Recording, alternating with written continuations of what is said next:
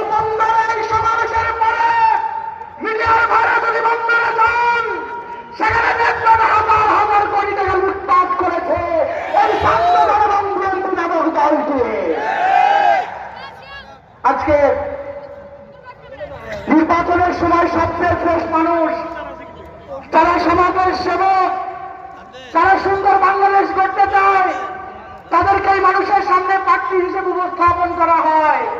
আমরা দেখলাম বিএনপি তাদেরকে মানুষের সামনে যাচাই বাছাই করে উপস্থাপন করেছে, তার মধ্যে 59.41% প্রার্থী যারা ঋণ খেলাপিতে রয়েছে। তাদের আশা কি?